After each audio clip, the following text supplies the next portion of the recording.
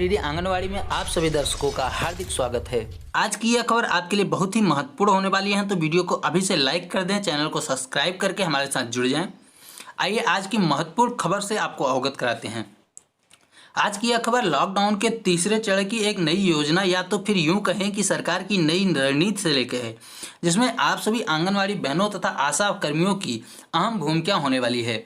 तो आप सभी बहनें जान लें कि क्या करना होगा आपको, कौन सी नई योजना के तहत, कौन सी नई रणनीति के तहत आपको क्या काम करने होंगे, ये आपको पूरी जानकारी हम आपको इस वीडियो में देने वाले हैं। आइए खबर देखते हैं और उसी खबर पर विचार करते हैं। लिखा गया है कि गांव में होगा निगरानी समितियों का गठन, यानी कि गांव की निगरानी करने के लिए समितियों का गठन किया जाने वाला है। यह किस बात की निगरानी है, यह पूरी खबर बताते हैं। इस निगरानी में क्या क्या करना है, किसको क्या करना है, ये सारी बात इसमें लिखी गई है।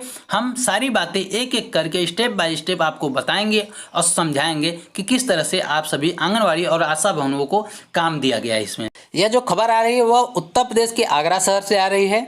समुदाय में सर्विलांस और सहयोग के लिए ग्रामीण क्षेत्रों में ग्राम प्रधान के नेतृत्व में ग्राम निगरानी समिति तथा शहरी क्षेत्रों में सभासद के नेतृत्व में मोहल्ला निगरानी समिति का गठन किया जाएगा। यानी आपको हम बता दें कि गांव में जो समिति का गठन किया जाएगा निगरानी के लिए, ग्रामीण समिति जो होगी उसकी जो नेतृत्व करेगा वो ग्राम प्रधान करेगा। उसी प्रकार से शहरी क्षेत्रों में जो सभासद होंगे वो शहरी क्षेत्रों के जो मोहल्ला समिति होगी उसका नेतृत्व सभासद करेंगे। ग्रामीण क्षेत्रों में निगरानी समिति में जो आशा, आंगनवाड़ी, चौकीदार, युवक मंगल दल के प्रतिनिधि और अन्य सदस्य होंगे। यानी कि गांव की जो निगरानी की समिति होगी उसमें कौन कौन काम करेगा, आंगनवाड़ी काम करेंगी, आशा बहुएं काम करेंगी, चौकीदार, युवक मंगल के दल प्रतिनिधि, अन्य सदस्य भी काम करेंगे इसमें। और वहीं जो शहरी क्षेत्रों में है तो शहरी क्षेत्रों में निगरानी समिति में जो करेंगे काम आशा करेंगी, यानी कि आशा बहुओं को ग्रामीण क्षेत्र और शहरी क्षेत्र दोनों में काम दिया गया है। सिविल डिफेंस के लोग करेंगे, जो सिविल डिफेंस के होते हैं। RWA के प्रतिनिधि करेंगे। अन्य निकाय के क्षेत्र कर्मी तथा अन्य सदस्य भी होंगे। नगर विकास विभाग द्वारा प्रवासी तथा सर्विलांस सहयोग किया जाएगा। यानी कि जो बाहर से लोग आ रहे हैं, प्रवासी मजदूर आ रहे हैं, दूसरे राज्यों से अपने राज्यों में लाया जा रहा है, उत्तर प्रदेश में लाया जा रहा है, तो उसके लिए समितियों का गठन किया जा रहा है उसका सहयोग करने के लिए तथा उनका बायोडाटा जो भी हो डिटेल वो अपने पास रखने के लिए, सारी जानकारी लेने के लिए एक समितियों का गठन किया जा रहा है। उनमें ग्रामीण क्षेत्रों में आंगनवाड़ी और आशा बहुएं दोनों काम करेंगी। वहीं शहरी क्षेत्रों में आंगनवाड़ी बहनों का काम नहीं लगाया गया है, लेकिन आशा बहुओं का काम वहां भी लगाया गया है। आशाएं प्रवासियों की सूचनाएं प्रतिदिन ब्लॉक कम्युनिटी प्रोसेस मैनेजर को उपलब्ध कराएंगी। यानी कि आशा बहुओं को ये जिम्मेदारी दी गई है कि प्रतिदिन डेली की जो सूचना होगी वो ब्लॉक में प्रोसेस मैनेजर को उपलब्ध कराएंगी। जो सूचना जो है एंट्री की जाएगी वो पोर्टल पर की जाएगी। इसके अलावा और भी कार्य किए जाने वाले हैं इस पर, कि जैसे आरोग्य सेतु ऐप पर रोज अपडेट किया जाएगा। यानी कि जो आरोग्य सेतु ऐप है इसका इस्तेमाल इसमें किया जाएगा। वह इस्तेमाल किस प्रकार से किया जाएगा हम आपको बता रहे हैं। यदि प्रवासी के पास जो बाहर से लोग आ रहे हैं, जो मजदूर आ रहे हैं और बाहर कहीं क्वारंटाइन के लिए रखे जाएंगे, क्योंकि हर क्षेत्रों में ग्रामीण क्षेत्रों का कुछ एरिया होता है उसमें क्वारंटाइन सेंटर बनाए गए हैं, तो उनमें रखे जाएंगे उनको पहले 21 दिनों तक। तो उनके पास अगर स्मार्टफोन है और उनके पास आरोग्य सेतु ऐप नहीं है तो उसको डाउनलोड कराया जाएगा, जिसमें रोज़ सुबह 11 बजे अपनी सूचना अपडेट करनी होगी। यानी कि जो प्रवासी होंगे जो बाहर से आए हों दूसरे राज्यों से, जिनको लाया गया है ट्रेनों से, बसों से, वो अपनी अपडेट जो भी अपडेट होगी, वो कैसे स्वस्थ हैं कि नहीं है, जो भी सही सही सूचनाएं होंगी उसमें अपडेट करना होगा डेली 11 बजे। आशा कार्यकर्ता घर के बाहर उचित स्थान पर क्वारंटाइन संबंधित पोस्टर लगाएंगी। यानी कि जो आशा कार्यकर्ताओं को जिम्मेदारी दी जा रही है कि जो घरों के बाहर क्वारंटाइन सेंटर से संबंधित जो भी जानकारी होगी उसको एक पोस्टर पे लिखा जाएगा। वो पोस्टर घर के बाहर उचित स्थान पर लगाया जाएगा जहां से सबको देखा जा सके, सब देख सकें उसको, जिससे उसके घर के क्वारंटाइन के तहत कोई संकेत मिल पाए। परिवार के सदस्यों का भी उल्लेख किया जाएगा। साथ ही न मिटने वाली स्याही से क्वारंटाइन के शुरू होने तथा अंत होने, जिस दिन खत्म होगी उस दिन की अंतिम तारीख अंकित की जाएगी।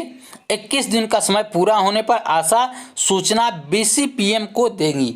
यानी कि 21 दिन होने के बाद जो 21 दिन जिसका भी पूरा हो जाएगा उसकी सूचना BCPM को आशा बहुएं ही देंगी। इसमें आंगनवाड़ी बहनों का नाम नहीं लिया गया है, लेकिन याद रखिए कि ग्रामीण क्षेत्रों में आंगनवाड़ी बहनों को भी ये काम करने पड़ सकते हैं, क्योंकि आंगनवाड़ी जो कर्मचारी हैं उनकी संख्या ज़्यादा है आशा बहुओं से, तो उनको भी ये काम करना पड़ सकता है। लेकिन अभी फिलहाल आंगनवाड़ी को इसमें नाम शामिल नहीं किया गया। आंगनवाड़ी को उसमें सहयोग के के लिए शामिल किया गया है ग्रामीण क्षेत्रों में, लेकिन अभी इसमें जिक्र नहीं किया गया है। जो सूचना अपडेट करने के लिए उसे आशा बहुओं को जिम्मेदारी दी गई है। ये तो थी सूचना जो हमने आपको बता दिया, सूचना देना अपना काम था। लेकिन इसके अलावा और भी बातें हैं, इस पर गहराई से चर्चा करेंगे, चिंतन करेंगे कि आखिर क्या होने वाला है। आखिर हम ये कहना चाहते हैं कि नई जिम्मेदारी जैसे ही कोई नया काम आता है उसमें आंगनवाड़ी और आशा बहनों को सबसे पहली लाइन में खड़ा कर दिया जाता है। उनको सबसे पहले काम दे दिया जाता है, सौंप दिया जाता है, जिम्मेदारी दे दी जाती है। आशा बहुएं और आंगनवाड़ी बहनें भी इसमें पीछे नहीं हटती, अपने तन मन धन से काम करती हैं, जितना हो सकता है उनसे जितना संभव है उतना काम करती हैं। लेकिन जैसे ही मानदेय की बात आती है, उनका मानदेय, जबकि सबको पता है कि मजदूरी के बराबर भी उनका मानदेय नहीं है।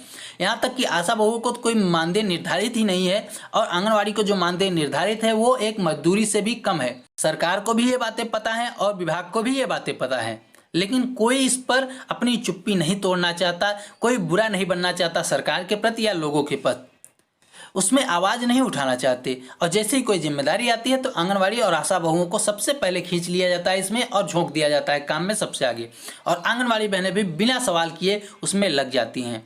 ठीक है, आप सवाल मत करिए, लेकिन जैसे ही आप किसी अधिकारियों से मिले, अपने विभाग के अधिकारियों से मिले या किसी बड़े नेता से मिलने का मौका मिले तो अपनी आवाज़ जरूर उठाएं। जैसे ही चुनाव आता है तो आपको बहलाने फुसलाने बड़े बड़े नेता आ जाते हैं, तो उनसे सीधे सवाल कर देना कि क्यों ऐसे बहला फुसला के चले जाते हैं। उसके बाद जैसे ही चुनाव जीत जाते हैं तो सारा चर्चा खत्म, सारा मानदेय का चर्चा वहीं का धरा रह जाता है। आपकी स्थिति ज्यों की त्यों बनी रह जाती है, और फिर नया काम आएगा तो फिर आंगनवाड़ी बहनों का नाम लिया जाएगा, और काम खत्म होते ही आंगनवाड़ी बहनों को भूल जाया जाता है, आशा बहुओं को भूल जाया जाता है। तो इसके लिए हम आवाज़ उठाना चाहते हैं। हमें काम से परहेज नहीं है।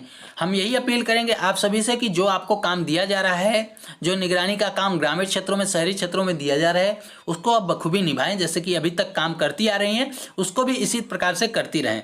लेकिन जैसे ही जहाँ मौका मिले आप सभी को वहाँ आवाज़ जरूर उठाएं।